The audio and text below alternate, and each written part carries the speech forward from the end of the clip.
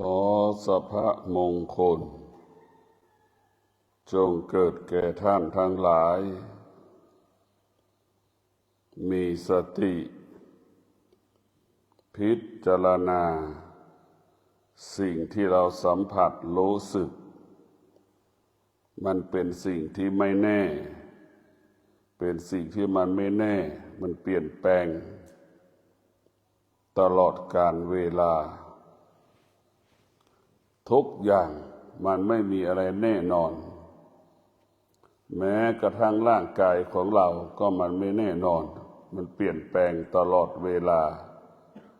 อารมณ์ความรู้สึกของเรามันก็ไม่แน่นอนมันเปลี่ยนแปลงตลอดเวลาธรรมะของพระพุทธเจ้าก็ให้เรารู้สิ่งที่มันปรากฏกับชีวิตของเราทุกครั้งทุกวันหรือสิ่งที่มันปรากฏเป็นปกติของมันให้เราเข้าใจเช่นนี้เช่นเราโมโหหงุดหงิดพอใจไม่พอใจสิ่งเหล่านี้มันเป็นปกติของมันหากเรามีธรรมะเราก็จะต้องอยู่เหนือมันหากเราไม่มีธรรมะเราก็จะอยู่ใต้อำนาจของมันหนาวที่มันปรากฏเรารู้เฉยๆว่ามันหนาวเนี่ยแต่เราไม่ยึดติดนะครับว่าหนาวเนี่ยความรุนแรงของความหนาวก็ไม่เกิดความหนาวเย็นก็ไม่เกิดพอเขาไปยึดติดเมื่อใดแล้วเมื่อเราเข้าไปยึดติดเมื่อไหร่แล้วความรุนแรงเกิดขึ้นทันทีหนาวอย่างรุนแรงเกิดขึ้นร้อนรุนแรงเกิดขึ้นทันทีความเจ็บปวดถ้าอยากเข้าห้องน้ำรุนแรงขึ้นทันทีทุกอย่างถ้าพอเราเข้าไปยึดติดความรุนแรงมันจะเพิ่มขึ้นหรือเรารู้เฉยๆนี่มันก็ไม่เกิดอาการรู้เฉยๆเพียงแต่ความรู้สึกแต่มันยังจิตมันยังไม่เข้าไปติดเหมือนเราอ่านฉลากยาฉลากน้ำหอมเนี่ยเราได้บอกว่าหอมน้ำหอมแต่เรายังไม่ได้แกะขวดเราก็ยังไม่รู้ว่ามันหอมขนาดไหนเราไม่เข้าไปยึดติดมันเมื่อเราไม่เข้าไปยึดติดเนี่ยมันก็ไม่ทุกข์เมื่อเราไม่เข้าไปยึดติดมันก็ไม่รุนแรงถ้าเราเข้าไปยึดติดไม่ได้ความรุนแรงจะเกิดขึ้นเช่นอาการปวดท้องเนี่ยเวลาไปยึดติดกับเขาว่าเจ็บปวดท้องก็ดีจะเข้าห้องน้ำเนี่ยอาการมันก็ปวดรุนแรงความรุนแรงมันก็จะเพิ่มขึ้นมาทันทีเรียกว่าทุกข์เข้าไปยึดติดในสิ่งที่เรารู้เมื่อเรารู้ว่าทุกสิ่งทุกอย่างมันไม่แน่เนี่ยเราก็ไม่ต้องไปยึดติดกับมันปล่อยมันเฉยๆทุกอย่างมันไม่แน่สักอย่างสุขมันก็ไม่แน่ทุกข์มันก็ไม่แน่ทุกอย่างมันไม่แน่สักอย่างสิ่งที่แน่นอนที่สุดก็คือตัวปัญญาเนี่ยปัญญานี่อยู่เหนือสิ่งที่เรารู้เนี่ยปัญญาอยู่เหนือสิ่งที่เรารู้เพราะเมื่อเรารู้เราก็ไม่ต้องตอบสนองสิ่งที่เรารู้ทุกสิ่งทุกอย่างทุกวันนี้เรารู้เฉยๆเราเข้าไม่ถึงตัวรู้เราจึงเกิดอาการสำแดงอาการสุขก็ปรากฏทุกวันทุกข์ก็ปรากฏทุกวันพอใจก็ปรากฏทุกวันไม่พอใจก็ปรากฏทุกวันนี่เราเข้าไม่ถึงมันสิ่งเหล่านี้จึงปรากฏสิ่งเหล่านี้จึงมีค่าจึงมีความหมายสำหรับเราถ้าเราเข้าถึงมันแล้วมันจะไม่มีค่าไม่มีความหมายเหมือนข้าวที่เรากินเมื่อเรากินอิ่มแล้วรสชาติไม่มีค่าไม่มีความหมายเลยตอนที่เรากินใหม่ๆทุกอย่างจะมีค่าเห็นไหม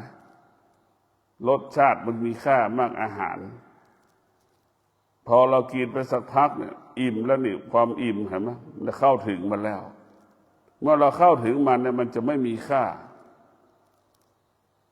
ถ้าเราเข้าไม่ถึงมันเนี่ยทุกอย่างเราคิดว่ามีค่ามีราคามีความหมายการปฏิบัติธรรมการเรียนธรรมรู้ธรรมเนี่ยรู้เพื่อไม่ให้มันรู้นะพวกเราทั้งหลายรู้เพื่อไม่ให้มันรู้แต่สิ่งที่เรารู้ก็มันเป็นอนิจจังทั้งสิ้นทั้งโลกใบนี้เป็นอนิจจังคือมันเปลี่ยนแปลงและเราไปยึดติดสิ่งที่เรารู้มันก็เป็นทุกข์ไอ้ตัวทุกข์มันก็ตัวไม่แน่มันไม่ทน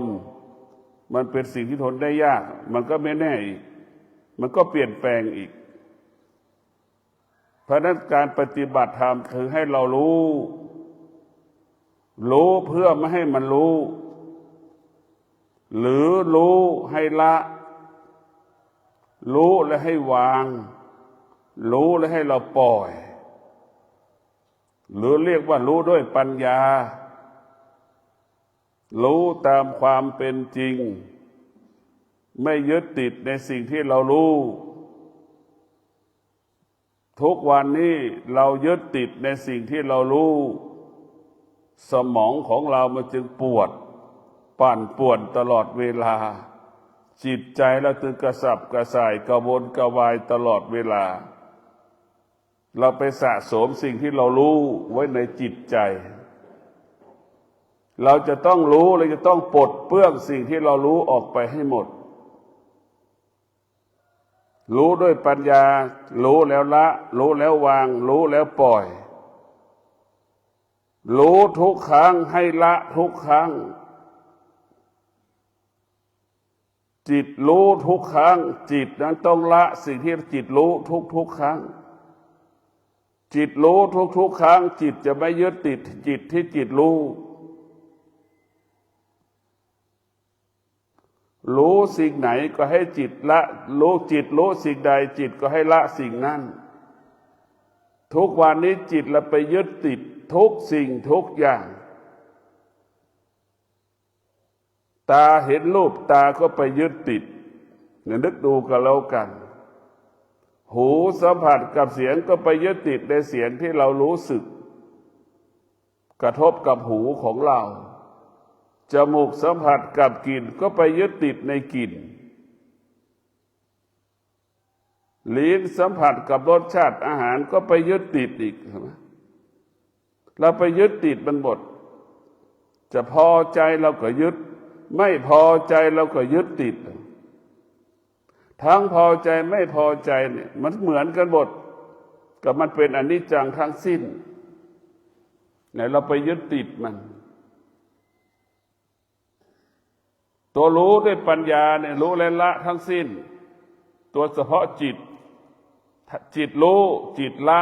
จิตวางจิตปล่อยสิ่งที่จิตรู้อันนี้คือมันเป็นกฎของการปฏิบัติธรรมของผู้ที่ปฏิบัติธรรมจะต้องรู้ด้วยละแล้ววางแล้วปล่อยรู้ด้วยปัญญาจะรู้เช่นนี้รู้ด้วยกิเลสรู้แล้วก็ยึดติดในสิ่งที่เรารู้ยึดมั่นสิ่งที่เรารู้สะสมสิ่งที่เรารู้ตัวรู้ทั้งหลายที่มันเป็นกิเลสมันจะหลอกล่อเราตลอดเวลาเหมือนเราสะสมเสื้อผ้าเห็นไหมคนแต่ละคนมีเสื้อผ้าไม่รู้กี่สิบตัวอย่างน้อย50 ตัวต่อคนทั้งก็รู้อยู่ว่าเราไม่ได้ใส่เสื้อที่เราเก็บเราก็ไม่ได้ใส่ก็ยังเก็บไว้อยู่และตัวไม่รู้จะเป็นเช่นนั้นถ้าเรารู้เราจะไม่สะสม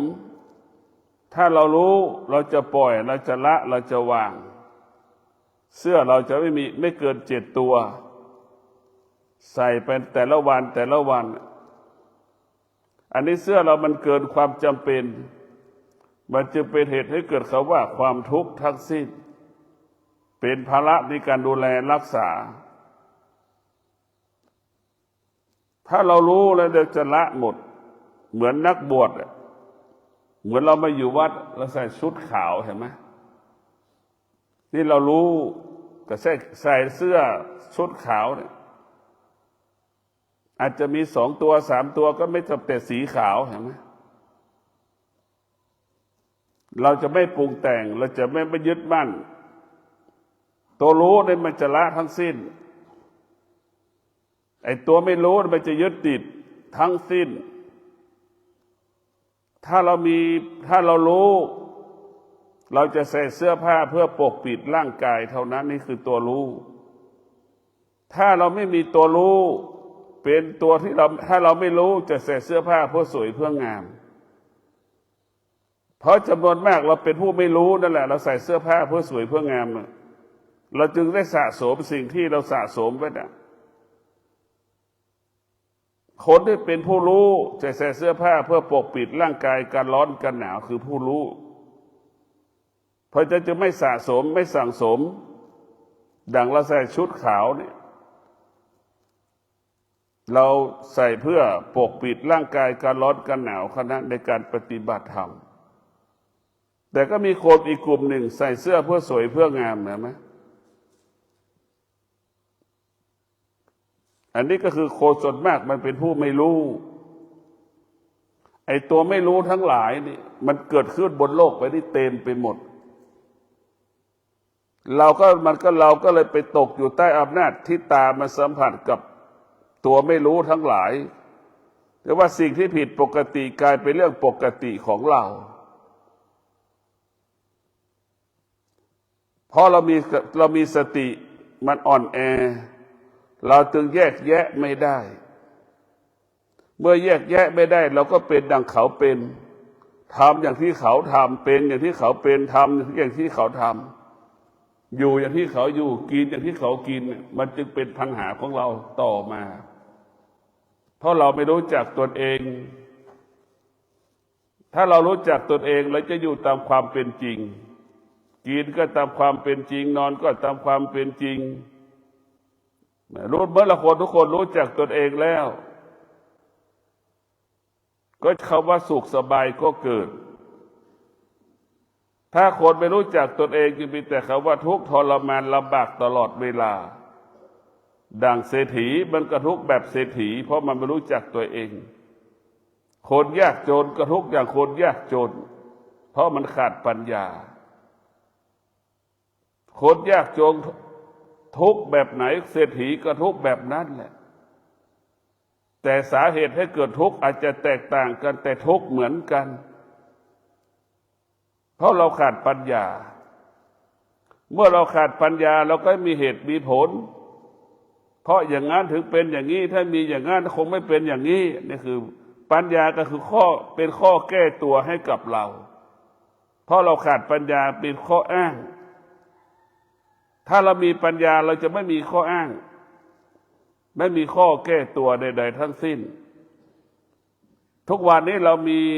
ไม่รู้จักตนเองเมื่อเราไม่รู้จักตนเองแล้วเราทำให้เราเป็นทุกข์ถ้าชีวิตของเราร่างกายของเรามีกำลังดังรถถีบ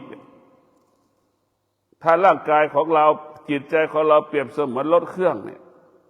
ถ้าเรารู้จักตนเองเนี่ยถ้าเรารู้ว่าเราเป็นรถถีบเราจะเอาข้าว100 กิโลเนี่ยไปไว้รถถีบมันถีบไม่ได้เพราะมันหนักถ้าเราไม่รู้จักเนี่ยถ้าเรารู้จักตนเองแล้วจะใส่ข้าวแค่20 กิโลท้ายรถถีบของเรามันก็ถีบไปได้สบายแต่ถ้าเราใส่50 กิโล100 กิโลมันรถถีบไม่ได้เนี่ยถ้ารู้จักตัวเองถ้ารู้จักตัวเองแล้วมันก็สบายถ้าเราไม่รู้จักตัวเองแล้วจะเป็นทุกข์กำลังค่าใช้จ่ายของเราแต่ละวันถ้าเรารู้จักตัวเองเราก็สุขสบายถ้าเราไม่รู้จักตัวเองก็เป็นทุกข์อีกทุกข์ทั้งหลายเกิดจากเราไม่รู้จักทุกข์มันจึงเป็นทุกข์เกิดจากการมารู้จักตัวเองถ้าเรารู้จักตัวตนของเราเนี่ยเราจะสุขสบายทุกอย่างเราจะไม่สำแดงอาการเหมือนสัตว์แต่ละชนิดเห็นไหม ของเรานี่ห่มผ้าก็ยังเกิดอาการว่าหนาวอยู่สุนัขและหมามันวิ่งเต้นตามการลานเห็นไหมมันก็ยังไม่หนาวเย็นมันก็คงรู้อยู่แต่ว่ามันไม่สนใจนึกดูสัตว์ทั้งหลายกับมนุษย์มันก็ไม่แตกต่างอะไรกันมันก็รู้ว่าร้อนว่าหนาวแต่มันไม่ยึดติดมันไม่ยึดติดในตัวร้อนตัวหนาวหรือมันยึดติดอยู่มันรู้แล้วแต่มันก็อยู่กับร้อนกับหนาวได้มันไม่แสดงอาการที่จะดิ้นรนไปหาสิ่งต่างๆแต่มนุษย์ทั้งหลายนี่ขาดปัญญาจึงดิ้นรนแสวงหาหนาวก็อ้างว่ามันหนาวร้อนก็อ้างว่ามันร้อนหาพัดลมหนาวก็หาผ้าห่มเห็นไหมมนุษย์ทั้งหลายเนี่ยจึงเกิดอาการสารพัดอาการแล้วดูสัตว์มันไม่ได้กินยานอนหลับเลยแต่มนุษย์กินยานอนหลับมันต่างกันตรงไหนล่ะเพราะฉะนั้นพวกเราก็ต้องพิจารณาบางอย่างสัตว์มันก็เป็นครูอาจารย์สอนเราได้ดีกว่าเรานะเราเป็นคนเนี่ยบางครั้งเราก็แย่กว่าสัตว์อีกเพราะเราขาดปัญญาขาดตัวรู้ทุกอย่างมันเป็นปกติของมันไม่มีอะไรผิดปกติมีแต่มนุษย์เราได้แหละผิดปกติตัวเราได้แหละผิดปกติก็คือขาดปัญญา365 วันเนี่ยฤดูหนาวมันก็ปรากฏทั้งโลกความหนาวเย็นมันปรากฏกับโลกใบนี้ทุกวันส่วนใดส่วนหนึ่งของโลกนี่คือเราเป็นผู้รู้จะรู้แบบนี้ฤดูร้อนก็เช่นนั้นแหละ365 วันฤดูร้อนก็ปรากฏทุกวันบนโลกใบนี้ส่วนใดส่วนหนึ่งของโลกนี่คือเราผู้รู้จะรู้แบบนี้รู้ความจริงของโลกฝนมันก็ตกทุกวัน365 วันไม่มีวันไหนฝนไม่ตกส่วนใดส่วนหนึ่งของโลกนี่เรารู้ให้เรารู้ความจริงเช่นนี้คือมันเป็นปกติของมันทั้งสิ้นมันไม่มีอะไรที่มันผิดปกติคนสิ่งที่ผิดปกติก็คือมนุษย์ของเราเนี่ยแหละผิดปกติไม่ยอมเข้าใจสิ่งที่มันมีอยู่เป็นอยู่เช่นสุขที่มันปรากฏทุกข์ที่มันปรากฏเราก็ยังไม่เข้าใจมันเลยสุขเกิดก็เกิดอาการทุกข์เกิดก็สำแดงอาการนั้นและชีวิตเราจะอยู่ตรงไหนล่ะเนี่ยมันแสดงอาการตลอดเวลาเพราะเราขาดตัวรู้เราขาดสติสุขเกิดก็รักษาไม่ได้ทุกข์เกิดก็แก้ไม่ได้ปัญหาโลกแตกของมนุษย์จะเป็นเช่นนี้ทั้งระบบของโลกมันเป็นเช่นนี้เสมอเหมือนกันหมดมันแก้ไม่ได้สุขก็เกิดจากเราเป็นผู้สร้างทุกข์เราก็เป็นผู้สร้างแก้ก็ไม่ได้รักษาก็ไม่ได้เห็นไหมมันก็มึงบอกจิตแล้วก็เหมือนเด็ก จิตใจเราก็เหมือนเด็ก10 ขวบมันไม่มีกำลังได้แต่กินหาเงินไม่ได้เป็นแค่นั้นแหละหน้าที่เด็กกินแต่ไม่หน้าที่หาพ่อแม่นั้นเป็นผู้รู้ทั้งหาทั้งกินเห็นไหมมันสมดุลแต่เด็กนั้นมันหาไม่ได้มาที่มันกินอย่างเดียวมันไม่สมดุลถ้าเรารู้จักสุขกับทุกข์แล้วมันก็จะสมดุลสุขก็เป็นปกติทุกข์ก็เป็นปกติให้เราเข้าใจการพัดผ้าก็เป็นปกติของมันทุกอย่างมันเป็นปกติทั้งสิ้นเราจะเข้าถึงความเป็นปกติเราจะเข้าถึงความเป็นปกติเราจะรู้ความเป็นปกติเราต้องใช้ปัญญาผู้เจริญด้วยปัญญาเข้าใจเข้าถึงความเป็นปกติของโลก เข้าใจเข้าถึงความเป็นปกติของร่างกายของเราไม่มีใครเกิดแล้วไม่แก่ไม่มีใครเกิดมาแล้วไม่เจ็บไม่ป่วยไม่มีนี่คือเข้าใจเช่นนี้นี่คือผู้มีปัญญาเข้าใจความจริงของโลกไม่มีใครเกิดแล้วไม่ตายไม่มีให้เราเข้าใจเช่นนี้นี่แหละคือความจริงของโลกมันเป็นเช่นนี้เสมอเหมือนกันหมดเมื่อเราเข้าใจว่ามันเป็นอย่างทุกคนเกิดมามันก็แก่มันก็เจ็บมันก็ตายให้เรารู้เช่นนั้นนะให้เรารู้เช่นนั้นเมื่อเรารู้เช่นนั้นเราก็จะไม่ตอบสนองสิ่งที่มันเกิดก็คือแก่เจ็บตายที่มันปรากฏให้เราอยู่เหนือมันจิตของเราเนี่ยมันต้องเป็นควานช้างความแก่ความเจ็บความตายเปรียบเสมือนช้างเราต้องเป็นผู้กำกับความแก่ความเจ็บความตายเหมือนควานช้างกำกับช้างธรรมะของพระพุทธเจ้าเปรียบเสมือนควานช้างร่างกายของเราเจ็บป่วยเปรียบเสมือนช้างเราต้องไปควบคุมมันให้ได้ความเจ็บปรากฏความปวดปรากฏความเสื่อมปรากฏทุกอย่างที่มันปรากฏเราต้องไปกำกับมันหมดจิตเราต้องไปกำกับรู้มันเท่าทานรู้มันว่ามันแก่มันเจ็บมันตายเราต้องไปกำกับส่วนมากจิตเรากลายเป็นตัวช้าง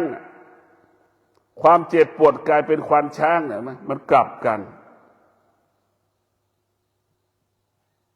โรคภัยไข้เจ็บที่มันปรากฏโรคภัยไข้เจ็บมันต้องเหมือนควานช้างเราต้องไปกำกับมันเราต้องไปกำกับมันกายของเราก็เหมือนตัวช้างน่ะจิตเราจะต้องไปกำกับมันให้หมดทุกวันนี้เรากลายเป็นช้างความเจ็บปวดมันก็กลายเป็นควานช้างมันก็ไม่จบไม่สิ้นทุกทรมานเหมือนควานช้างเอาขอไปสับช้างนั่นแหละเหมือนจ็อกกี้เอาเชือกเอาไม้ไปตีม้าวิ่งเท่าไหร่จ็อกกี้ก็ไม่สะใจความเจ็บป่วยเกิดขึ้นถ้าเราอ่อนแอหวั่นไหวนะความเจ็บป่วยก็ปรากฏขึ้นกับร่างกายและทุกทรมานลำบากเพราะสติเราอ่อนแอจิตเราอ่อนแอเราควบคุมความเจ็บความปวดไม่ได้ผู้เจริญด้วยปัญญาเนี่ยให้เรารู้สิ่งที่เรารู้ทั้งหมดทั้งสิ้นให้เรารู้เฉยๆนี่เราปวดให้เรารู้ว่ามันปวดแค่นั้นแหละมันไม่ใช่เพิ่งปวดมันก็ปวดทุกวันพอใจสิ่งที่มันกระทบอายตนะหรือไม่พอใจมันก็ปรากฏทุกวันสิ่งใดที่มันเป็นปกติเราต้องมีสติศึกษาเรียนรู้ที่มันเป็นปกติ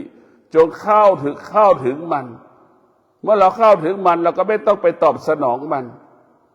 สุขเกิดแล้วก็สงบนิ่งเฉยๆทุกข์เกิดก็สงบนิ่งเฉยๆเราแค่นี้เราพิจารณาแค่นี้ก็พอเรารู้มันแต่เราไม่ตอบสนองมันรู้มันแต่เราไม่ยึดติดในติที่เรารู้มันให้เรารู้เฉยๆได้เป็นสิ่งที่ดีที่สุดเราจะต้องฝึกจิตเราก็คือตาให้ตากระทบกับรูปภาพต่างๆเห็นวัตถุสิ่งของต่างๆให้ตาเห็นวัตถุสิ่งของต่างๆไม่ให้มันมีค่าเมื่อตาสัมผัสกับวัตถุสิ่งของเมื่อไหร่มีค่าแล้วมันเป็นทุกข์เหมือนเราเดินไปเซ็นทรัลไปซื้อของน่ะไปโซนรองเท้าก็อยากได้รองเท้าไปโซนเสื้อผ้าก็อยากได้เสื้อผ้าเราไม่มีสตางค์จะซื้อแต่ก็อยากได้ก็ยังหมายมีคราวหน้าถ้ามีสตางค์ก็จะมาซื้ออันนี้แหละคือเป็นทุกข์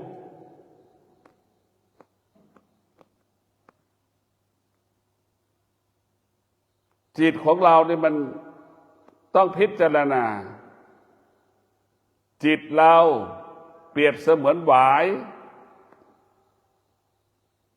สติก็เหมือนช่างดัดหวาย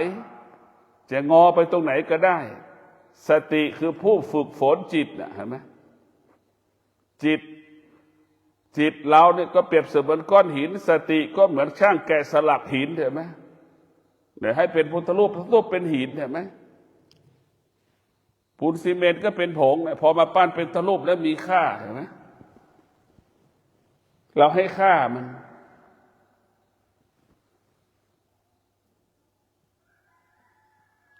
ทุกอย่างเนี่ยอยู่ที่เราทั้งสิ้นสติฝึกฝนจิตเราก็คือหวาย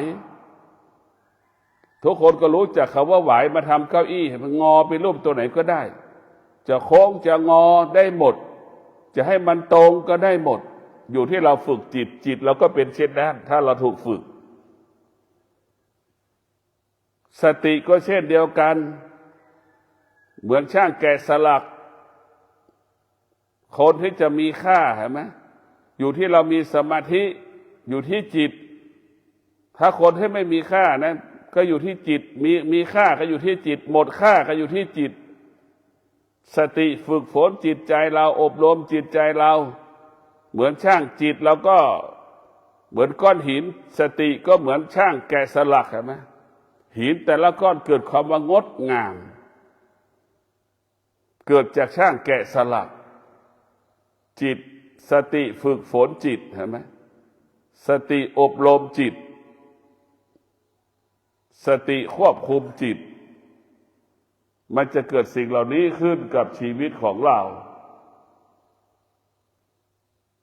สติที่สำคัญที่สุดสติเป็นผู้กำกับสติก็เหมือนช่างปั้นหม้อนั่นแหละจิตเราก็เหมือนดินที่จะไปปั้นเป็นหม้อเห็นไหมสติก็คือช่างปั้นหม้อจิตเราก็เหมือนหม้อที่ช่างดินที่จะมาปั้นเป็นหม้อเห็นไหมมันก็เช่นนั้นถ้าเราฝึกฝนมันก็จะเป็นเช่นนั้นเกิดความงดงามแบบนั้นเหมือนหม้อถ้าเราคิดดินเฉยๆก็ไม่มีค่าไม่มีราคาไม่มีความหมายผู้ที่ฝึกจิตก็เช่นนั้นมีค่าคนที่ไม่ได้ฝึกจิตไม่มีค่าเหมือนดินทั่วไปพอมาปั้นหม้อแล้วมีหม้อก็มีราคาขึ้นมามีค่าขึ้นมาคนที่ฝึกจิตก็เป็นเช่นนั้นจะมีค่าและมีความหมายสำหรับตนเองและสำหรับบุคคลอื่นนะทุกคนก็รู้จักหรือว่าขี้ดินนะไปปั้นเป็นหม้อเห็นไหมและมีค่าขึ้นมาทันทีจิตเราก็เช่นเดียวกันฝึกจิตเราก็จะมีค่ามีความหมายสำหรับตัวเราจิตเราจะเป็นจิตผู้รู้จิตเราเนี่ยเป็นจิตผู้รู้ถ้าจิตมีตัวตนก็เหมือนช่างปั้นหม้อนั่นแหละเห็นไหมธรรมะก็เปรียบเสมือนขี้ดินเห็นไหมรู้เอาขี้ดินมาปั้นเป็นรูปตัวหม้อเป็นจานเป็นถ้วยเห็นไหมก็เกิดค่าขึ้นมาทุกอย่างไปอยู่ที่จิตถ้าจิตเป็นผู้รู้จิตนั้นก็จะรู้สิ่งที่จิตควรรู้จิตก็รู้สิ่งที่จิตควรละควรวางถ้าจิตไม่เป็นผู้รู้ก็สะสมสิ่งที่รู้ทั้งสิ้นจิตมันจิตที่ไม่รู้เนี่ยมันจะสะสมหมดทุกอย่างเหมือนคนบ้าจิตที่ไม่รู้ก็เหมือนจิตคนบ้ามันสะสมทุกสิ่งทุกอย่างถ้าจิตเราเป็นจิตผู้รู้เราก็จะละเราจะวางรู้ว่าขี้มันเหม็นเราก็จะหนีเนี่ยเพราะว่ารู้ไฟมันร้อนอย่างนี้เราก็จะหนีมันถ้าจิตเป็นผู้รู้จะเป็นเช่นนั้นมันหนาวเย็นเราก็รู้ว่าหนาวเย็นแล้วก็เอาผ้ามาคลุมอย่างนั้นรู้ว่าหนาวเย็นจะอาบน้ำแต่ตอนเช้า3 โมงเนี่ยมันก็จะรู้ของมันพอรู้ว่าข้าวมันจะอาบไม่ได้มันก็จะอาบก่อนที่มันจะเย็นมากกว่าเก่านี่คือจิตเป็นผู้รู้ถ้ามันไม่รู้นี่มันก็ลำบากจิตของเรามันต้องฝึกให้รู้สิ่งที่เราควรรู้เหมือนหมีขั้วโลกเหนือเห็นไหม มันอยู่กับความหนาวเย็นน้ำแข็งได้ไงข้างบนเป็นน้ำแข็งข้างล่างก็เป็นน้ำเนี่ยมันก็เย็นกี่เท่าตัวเราฝึกจิตของเราให้จิตเรารู้แล้วก็ให้อยู่กับสิ่งที่เรารู้ให้ได้ดังหมีขั้วโลกเหนือจีหมีมันก็รู้แล้วมันก็อยู่กับสิ่งที่มันรู้ได้อย่างงดงามเห็นไหมเล่นในน้ำข้างบนเป็นน้ำแข็งข้างล่างเป็นน้ำมันก็อยู่นอนได้อยู่กับความหนาวเย็นได้มันก็ไม่เกิดอาการไม่สำแดงอาการในการศึกษาเรียนรู้ธรรมะก็เป็นดังเช่นหมีขั้วโลกเหนือมันก็จะรู้แบบนั้นอยู่ดูแบบนั้นแหละคุ้นเคยทุกอย่างความหนาวเย็นก็ไม่มีค่าสำหรับหมีเห็นไหมน้ำแข็งมีค่าสำหรับเราแหละพอมันเย็นแล้วก็เกิดอาการสำแดงอาการเห็นไหมมาของมันมีค่าแต่หมีมันไม่มีค่าสำหรับหมีความหนาวเย็นเห็นไหมมันไม่เกิดอาการมันไม่สำแดงอาการนอนบนแผ่นน้ำแข็งนึกดูนี่น่าจิตเป็นผู้รู้ก็เป็นมันจะรู้แบบนั้นแหละอยู่รู้แล้วก็อยู่กับสิ่งที่เรารู้ได้อย่างเป็นปกติไม่เกิดอาการไม่สำแดงอาการใดๆทั้งสิ้นรู้แล้วก็อยู่กับสิ่งที่เรารู้ได้อย่างงดงามรู้ด้วยสติรู้ด้วยปัญญารู้ความจริงก็อยู่กับความจริงได้รู้ความไม่เป็นจริงก็อยู่กับความเป็นจริงให้ได้เหมือนอรหันต์จี้โกงนั่นแหละนอนไหนก็นอนได้หมดเหมือนพระพุทธเจ้าอยู่ได้ทุกที่คนจะฆ่าคนจะทำลายก็อยู่ได้หมดรู้แต่เราไม่หนีมันรู้ก็คือปัญญาคนที่ไม่มีปัญญานะมันจะทำลายคนที่มีปัญญาเป็นไปไม่ได้ดังพระโพธิสัตว์พระแม่กวนอิมเห็นไหมจะมีมารมีคนมาฆ่าแต่ฆ่าไม่ได้เพราะพระโพธิสัตว์มีปัญญาที่อยู่เหนือกว่าคนทั้งอื่นอยู่เหนือคนทั้งปวงพระโพธิสัตว์เจ้าแม่กวนอิมจะถูกฆ่าถูกทำลายกี่ครั้งมารจะมาผจญกี่ครั้งก็ทำไม่ได้รู้หมดว่ามันจะฆ่าจะกินก็รู้ก็อยู่เฉยๆจนที่สุดก็ทำอะไรไม่ได้สักอย่างรู้อยู่เหนือสิ่งที่เรารู้ไอ้ตัวไม่รู้มันทำอะไรไม่ได้สักอย่างเหมือนคนตาบอดมันมีแต่ความรู้สึกมีแต่อารมณ์แต่การกระทำมันทำไม่ได้อำนาจของพระธรรมนั่นมันจะยิ่งใหญ่เพราะฉะนั้นการฝึกจิตให้จิตเรารู้แล้วก็ให้อยู่กับสิ่งที่เรารู้ให้ได้ดังหมีขั้วโลกเหนือน่ะอยู่กับความหนาวเย็นของน้ำแข็งเราต้องเป็นเช่นนั้นเราต้องรู้แบบนั้นต้องเข้าใจแบบนั้นเข้าใจเข้าถึงความจริงแล้วเราก็อยู่กับความเป็นจริงได้อย่างเป็นปกติเรารู้เฉยๆแล้วเข้าไปถึงความเป็นจริงแล้วอยู่กับมันไม่ได้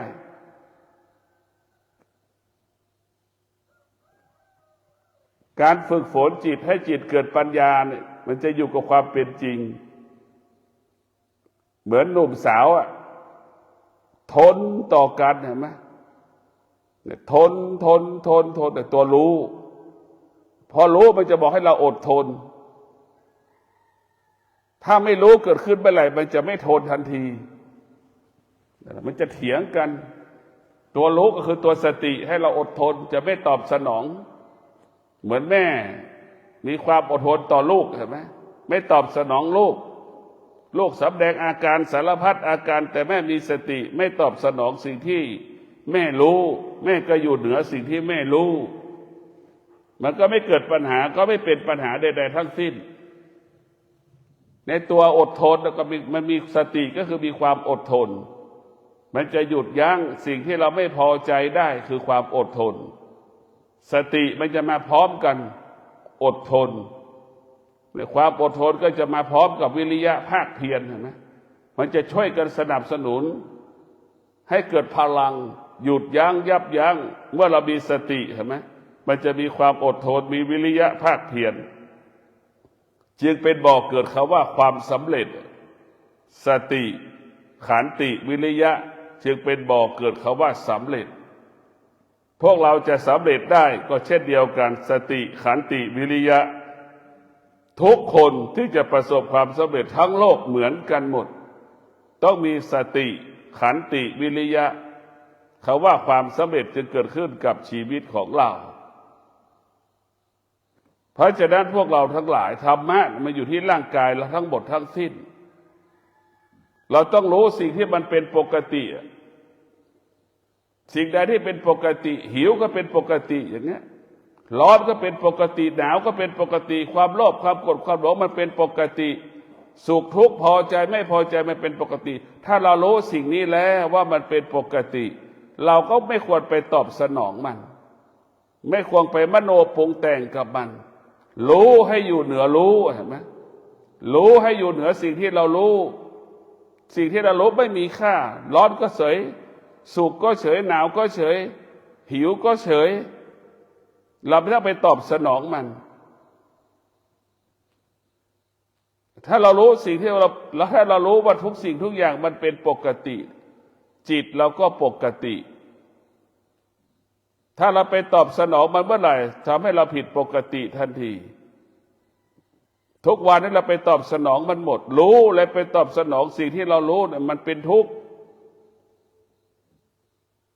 รู้เลยไปยึดติดสิ่งที่เรารู้เป็นทุกข์ตัวทุกข์ทั้งหลายก็เกิดกับเราเข้าไปยึดติดการยึดติดเป็นการยึดบ้านถือบ้านมีตัวมีตนอีก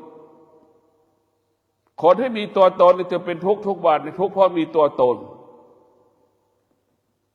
ของกูของมึงเป็นของมีตนเป็นสิ่งที่มีตัวมีตนถ้าเราไม่มีตัวตนเราก็จะสุขสบายเหมือนคนบ้าไม่มีตัวตนนอนไหนก็ได้หมอนมันก็ไม่มีเห็นไหมแต่เรานอนต้องมีหมอนนอนเนี่ยเห็นไหมยังนอนไม่หลับอีกจะนอนต้องมีผ้าห่มอีกก็ยังนอนไม่หลับอีกจะนอนต้องมีมุ้งอีกก็ต้องนอนไม่หลับอีกต้องมีพัดลมอีกก็ยังนอนไม่หลับเห็นไหมแต่คนบ้ามันหลับได้สบายเห็นไหมมันไม่มีหมอนไม่มีมุ้งไม่มีผ้าห่ม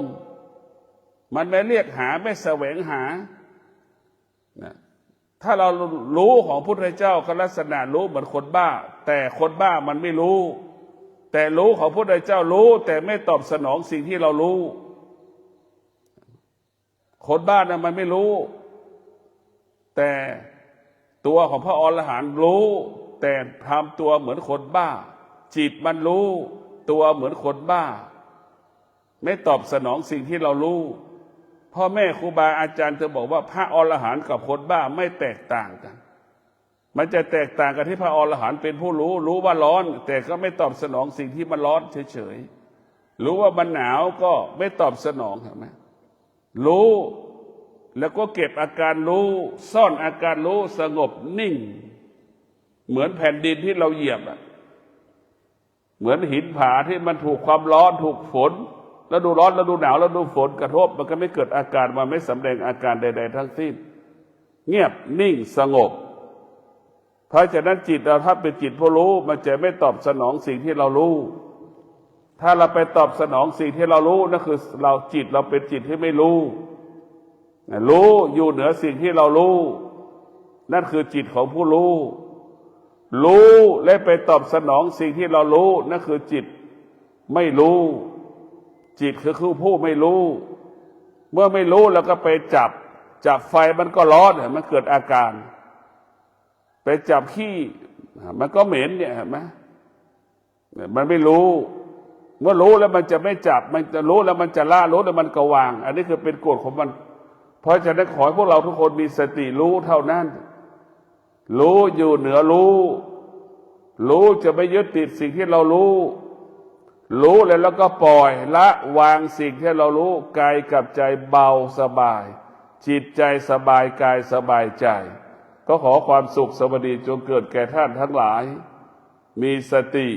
ในการดำเนินชีวิตให้เรามีสติรู้ให้อยู่เหนือสิ่งที่เรารู้จิตเราปกติกายของเราก็ปกติตลอดกาลเวลาขอเจริญพร